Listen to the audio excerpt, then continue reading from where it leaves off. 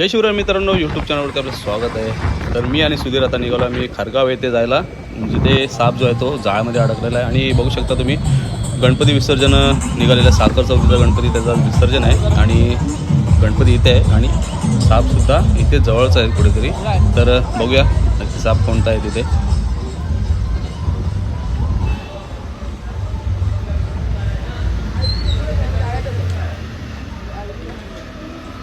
साप जो आहे तो मित्रांनो इथे आहे, बघू शकता.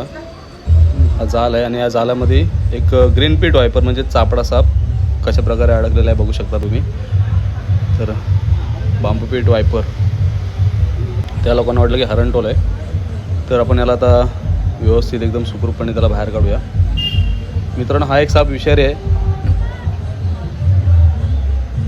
आणि हा साप झाडावरती राहणारा साप आहे.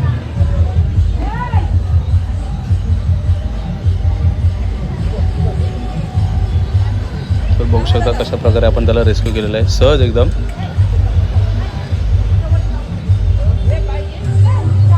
विसर्जन असल्यामुळे डीजेचा आवाज खूप आहे. तर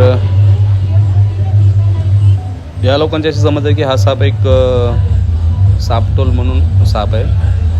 खरं तर सापटोल ह्या आपल्या इथे हरणटोल किंवा मग रुखाई साप, ह्या दोन सापांना आपल्याकडे सापटोल असं म्हटलं जातं. हा साप लोकांच्या निदर्शनात जास्त येत नाही, त्याच्यामुळं लोकांना या सापाबद्दल जास्त माहिती नाही.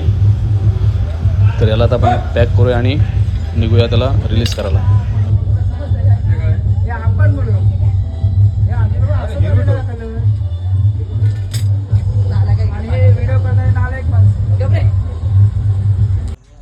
मावशी, चहा नाही भेटणार मग? चला आता चहा तर भेटणार नाही, आपण जाऊन डॉगी भाऊस काय बोलता? नको, मला भीती वाटते डॉगीची. Ritesh Rewale, Sunny Jadhav, hi sir, hi YouTube family, आम्हाला फॉलो बिलो करा यूट्यूब चॅनलला आमच्या. तर मित्रांनो, आपण जो साप पकडला होता त्याला रिलीज करायला आलोय आणि बघू शकता काटा. आत्ता पक्का काम निघाला असता. काम 25 काम 26 झाला असता. तर आपण जो ग्रीन पीट वायपर पकडलेला आहे त्याला आता आपण या झाडांवरती सोडणार आहोत, कारण तो झाडावरती राहणारा साप आहे आणि एक विषारी साप आहे. त्याच्यामुळं त्याला आपण पर्यावरणामध्ये लगेच रिलीज करतोय. तर दाखवतो तुम्हाला पहिले साप कसा आहे तो.